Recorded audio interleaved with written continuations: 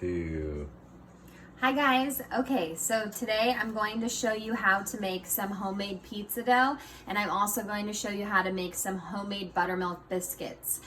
We've gone over the history of yeast, and for this lab, I should call it just flour lab, but I'm going to allow you guys to make anything that has flour as an ingredient. But since we talked about yeast, I want to show you a recipe that involves that, and then something else that I think is pretty simple but easy and fun that you could make at home too, which will be the biscuits. So I had made some pizza dough earlier because it does have to rise. So if this is something that you want to do, you can make the pizza dough ahead of time, or you could even put it in the refrigerator and do it for the next day. So if you made it the day before, you could refrigerate it and then take it out, just like we've done in class before if you were in there to make some pizza dough with me in previous years. But since I do have to get this yeast activated and start to come alive, I'm going to do that first. So I do want to tell you the difference between the two, since this was in your PowerPoint presentation. So this is dry active yeast, the original, and then this is fast acting. So with this one, which I'm going to show you, you have to kind of wake it up. It takes about 5 minutes for it to start to bubble and everything. With the instant yeast, you just pour this straight into the flour. This is great for if you're going to be making bread in a bread maker. You could pour it right into that too, and it doesn't require any type of double acting. So it doesn't need to come alive twice, I guess. So remember, this is an organism, a living thing, so that's why you have to be careful with the temperature of the water. You have to give it some food, which is the sugar, and you have to let it start to develop and create that yeast and that fermentation. So I'm going to show you really quickly with this here.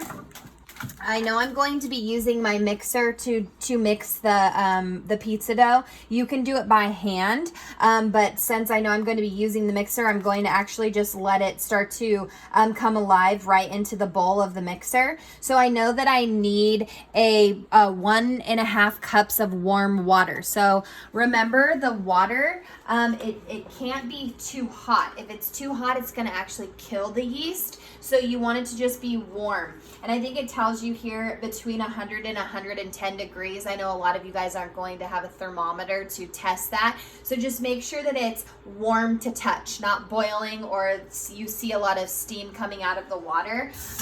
That's usually been my test for it, and it's worked really well. So 1.5 cups is what I need. So I'm going to make sure that this water is pretty warm, not scalding hot, but good enough for my yeast to come alive, because we know that it is a living organism, and just like with other things, they like a nice warm environment. So 1.5 cups of warm water. I'm going to put that right into my mixing bowl, into my KitchenAid mixer, because I know it's going to take 5 minutes. And I'm going to just add the rest of the ingredients straight into it, so why dirty more things? So I'm going to open up my yeast packet and pour all those little guys in there. I'm also going to give them some food for them to eat, so I'm going to give it 2 teaspoons of sugar. And then I'm just going to mix it up a little bit, and I'm going to set, actually I'm not going to even set the timer, because by the time I have everything else gone and ready, it'll be ready to add to here. So I'm just dissolving this, making sure that all the yeasts are dissolved in the warm water. Then I'll set it over there. You don't need to vigorously mix it with a whisk or anything like that. Just give it a little bit of a mix so that they dissolve in the bowl. And with that sugar and that warmth, hopefully they'll start to grow.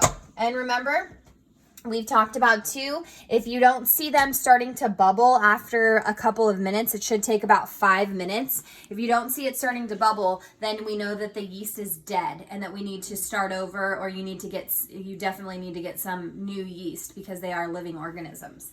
So we're gonna let that go right there. Then I'm going to measure out my ingredients for my pizza dough.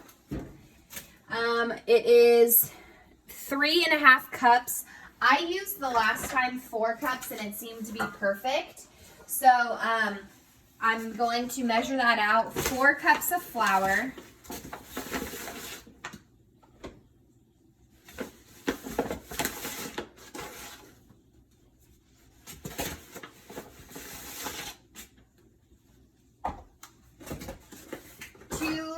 Teaspoons of salt.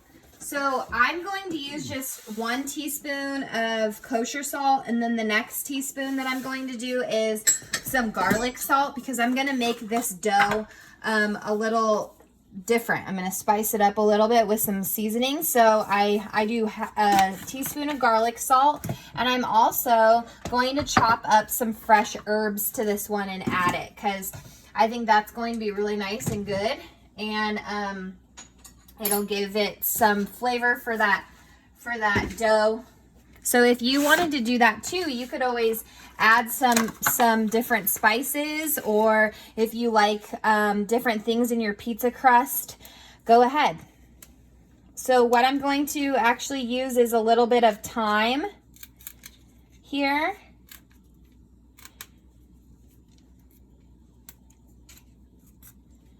Some fresh sage, and a little bit of rosemary, because I know rosemary is pretty strong. So a little bit goes a long way. And remember though, with fresh herbs, those are always best to use. Remember, if something calls for fresh and you use dried, it's 2 times the amount of a fresh herb. So you'd always have to be careful that you would always take that down in your recipe. But since these are fresh, so I'm just going to chop these up a little bit. And then I'll add them right to my flour. Okay. I also know that I'm going to need 2 tablespoons of extra virgin olive oil. So I'm going to add that in here. I'm going to eyeball 1, 2. And then I'm going to give this a little stir.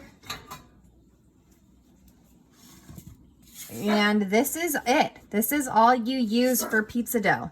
So it's very simple, inexpensive. You didn't even have to add those specialty seasonings if you didn't want to.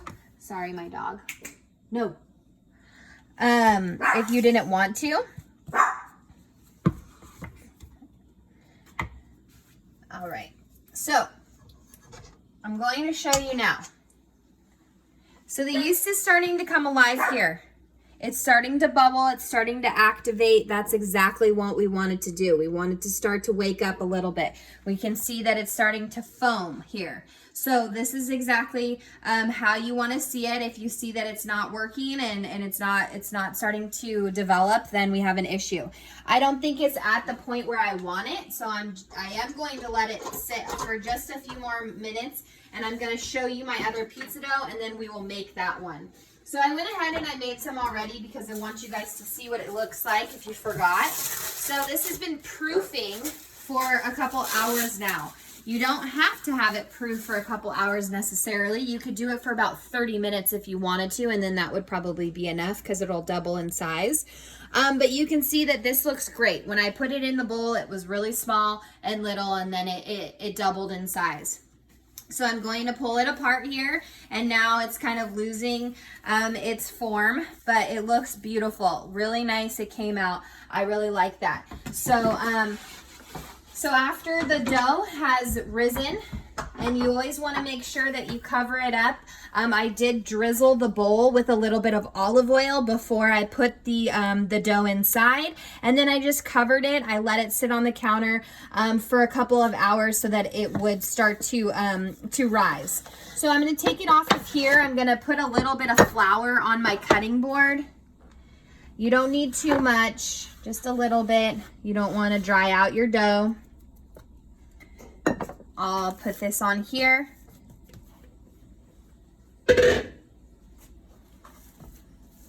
I'm going to bring it into a ball here. And so I could probably cut this down into 2 and make 2 smaller pizzas because this is a lot of dough. But I want to show you guys, so I'm just going to get it into a ball. See here, that looks really nice. It's nice and firm. It looks great. So now I can start to roll it out for my pizza. You could also make some calzones, like I might make later on tonight with this dough. And you know what a calzone is? You can just put the fillings inside and then just simply flip it over and then bake it that way. So the pizza is inside of the dough instead of being on top. But you just got to work with it. It's definitely going to be a bit more elastic, a fresh dough than your dough that you would get store-bought at the grocery store. So just work with it. I did put some seasoning salt in here, so that's what the little specks are, if you can see that. But this looks great, and it's pretty easy. And the yeast packets are the only thing. Those are fairly inexpensive too to get at the store if you want to try your own pizza dough at home. And then you can create your own toppings, whatever you like. We talked about all the different types of pizzas, the different styles. If you want to try a Chicago style pizza, if you want to do a flatbread, if you want to stuff the crust with some cheese, if you have that option at home, why not? Try it out. So this looks great. So what I'm going to do is I'm going to leave this here, and I'll top it in a little bit, and I'll put it in the oven to cook. I think I might have told you guys this before, but we like to put our pizza on the barbecue. It gives it a great crust, and it just gives it good flavor, to be honest. You have to be careful. You do have to make sure that you're putting your pizza on some sort of foil with a little bit of like maybe oil or something so that it doesn't go straight on to the barbecue at first. So you could set the bottom of it, and then you top your pizza right there on the grill. So you put it on raw, and then you'll add your sauce and your cheese and your toppings, and then you close the grill down and you let it kind of just cook in there like its own oven. I know that some students this whole entire year have only been using their barbecue because they don't have an oven at home, and they've been doing everything in the barbecue, and it's so awesome to see because really that's another cooking and heating device. So if you have a barbecue, you try it out. All right, so there it is. That's my little crust there. And I'm just gonna set this aside, and then I'll either put it on the barbecue and then top it there, or I'll put my toppings on, and then I'll make my pizza. So now I know that my yeast is ready, so I'm going to start to make my pizza dough.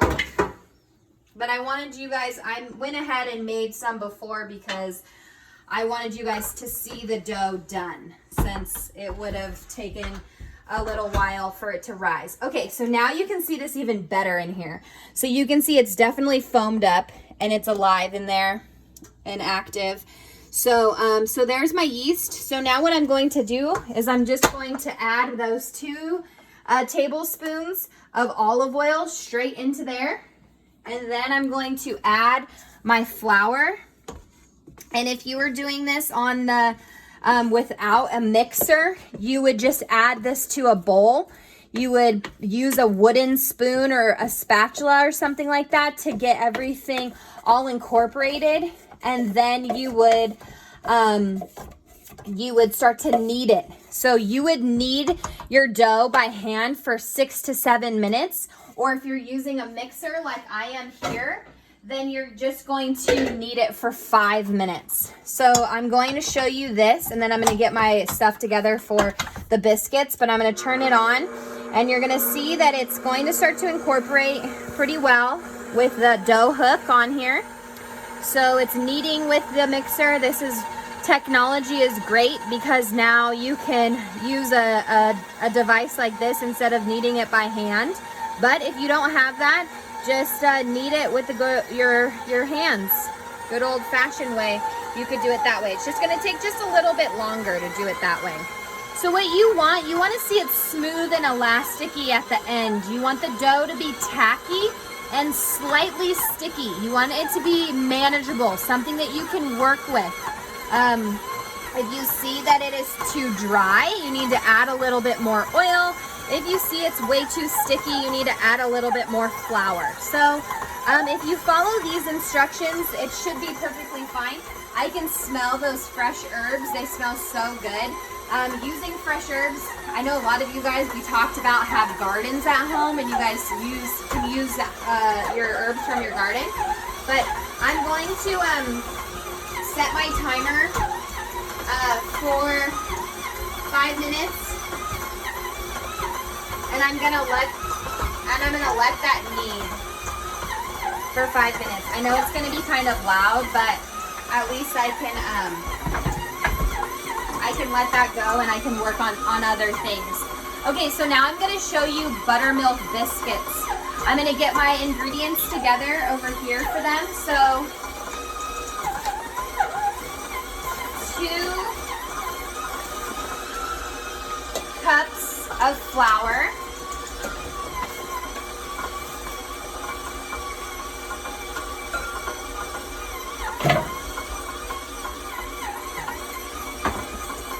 I need 2 teaspoons of sugar, and I'm going to show you that I am going to use more of a coarse sugar for this. And we've talked about sugar a lot, but this is cane sugar, and see how nice and coarse it is. I'm going to use this because this is a biscuit, but look at that. It's a lot different than your just regular fine sugar, but I love baking with more of a coarse sugar. So 2 teaspoons of sugar go into there. A tablespoon of baking powder is going to go into here.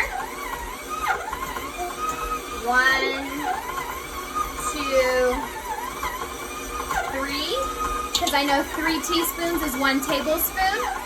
And then I need 1 teaspoon, oh, excuse me, I need 1/4 of a teaspoon of baking powder. I mean soda. Sorry, I'm all confused. 1/4 of a teaspoon of baking soda. And 1 teaspoon of salt.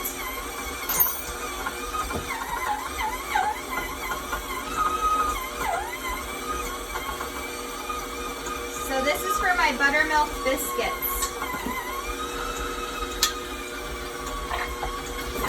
So I'm just going to mix that up. And then what makes the biscuits nice and flaky is that cold butter. So I need 6 tablespoons of cold butter that's been in my freezer that I'm going to get out in just a second.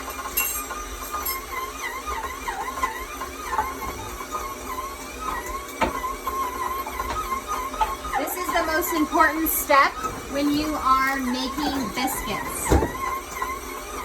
So always making it easy to measure. I need 6 tablespoons of cold butter. It's so cold that I need my bigger knife here.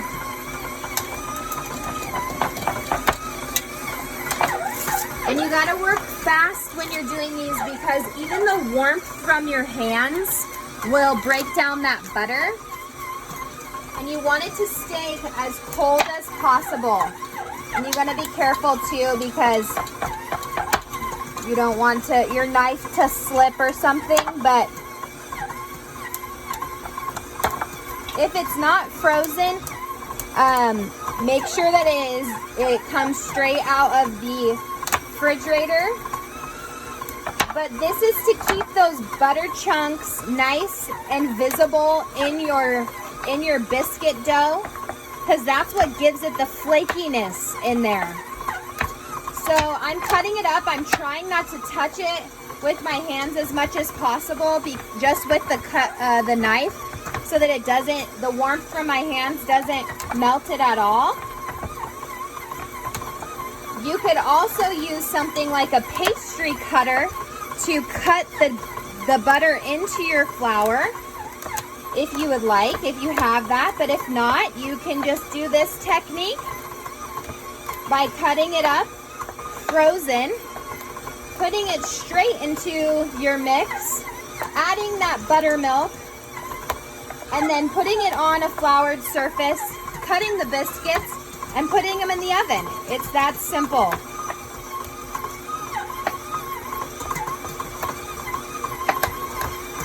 I can tell that this butter already is starting to get a little bit warmer, but it's still staying what I want. So it looks about good. I just don't want too big of chunks in there. And that looks great. So it looks like my pizza dough is done. Perfect timing that I got my butter in there, and I will just, okay, perfect timing. So this is done. Been 5 minutes, looks great. Okay, now I'm going to, like I told you, you want to just put a little teeny tiny bit, okay, just a little bit of oil, okay, and then what you're going to do is you're just going to put that right into the bowl. You're going to cover it with some plastic wrap. Don't put it in the fridge. You can just keep it out on the counter. Cover it up, or put a damp towel or something like that. And just let it proof. So you'll just let that sit on the counter for 30 minutes up to about, it could even be 2 hours, but you don't want to overproof it. So you don't want to let it sit on your counter for a whole day or 6 or 8 hours or anything like that. No, you want it to just sit on your counter and just start to proof that way. Okay, so back to my buttermilk biscuits. So now I had that cold butter added to that. So I'm just going to take a fork really quickly, and I'm just going to mix it in there. A lot of the times people refer to the butter chunks in there to be a pea size. So make sure you can still see them. That's the goal here. I'm not mixing with my hands. I'm mixing with a fork. Like I said, you could use a pastry cutter if you wanted to. And the last thing I'm going to add is some cold buttermilk. So I'm adding 1 cup of cold buttermilk, and then I'll mix it a teeny tiny bit with my fork, and then I'll put it onto a floured surface, and I will cut up those biscuits. So again, just mixing it up here.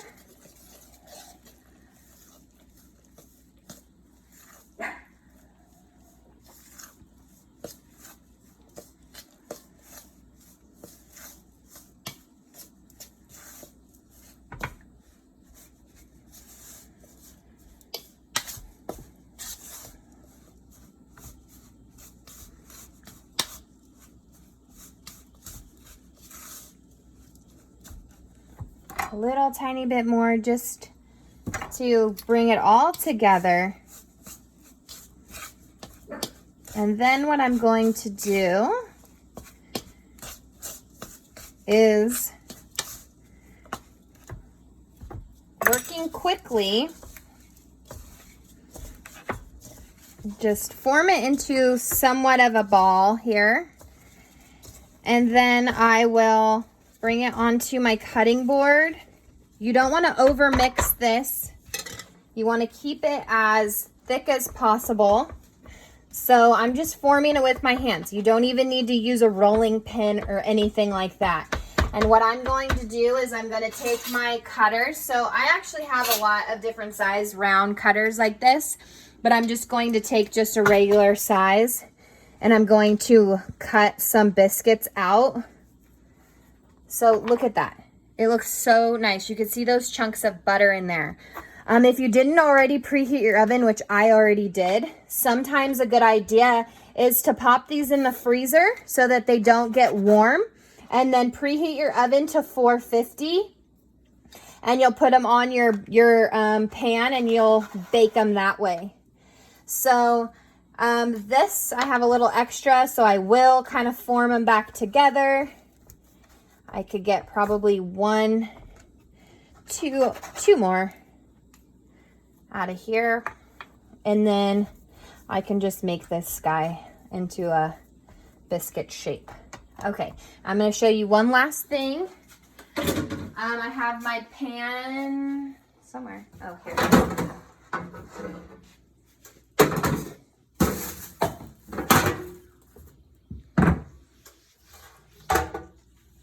So I ran out of parchment paper. You want to line yours. Do not line it with foil. Foil heats up the bottom. So I ran out, so I'm just going to use a little bit of Pam spray, and it should be fine. What I do want to show you what I like to do, though, is I like to brush my biscuits with a tiny bit of buttermilk and then put a little bit more sugar on top of them. And it's just a little added touch there. And with these buttermilk biscuits, what I used to do all the time at the restaurant that I worked at is I made some homemade strawberry shortcakes. And this is what they would come on. I would make these buttermilk biscuits fresh a couple days a week and then cut them in half, make my own whipped cream, cut up some strawberries, and then I made this really delicious honey glaze that went on top of them, and it was great. Biscuits and gravy is another really good recipe that you could do with them. They don't take very long, 12 minutes, 450. It is a high temp on the oven. But those are going to go in there, and they should bake up real nice. I'll try and take a picture, and then I can show you guys in class. But those are two great options for you guys to do for this lab. If you don't want to use something that has to deal with yeast, you can use something else. You can make crepes, you can make pancakes, you can make banana bread. Remember, we talked about dredging fried chicken, anything that uses flour in it, making a sauce, a bechamel sauce for Alfredo, whatever it is, get creative, have fun with this. There's flour in so many things, and we know there's flour alternatives too. If you have almond flour or rice flour, something like that too, you can use. But the options really are endless. So please have fun again, fill out these follow along notes, and I will see you guys in class. Have a great day.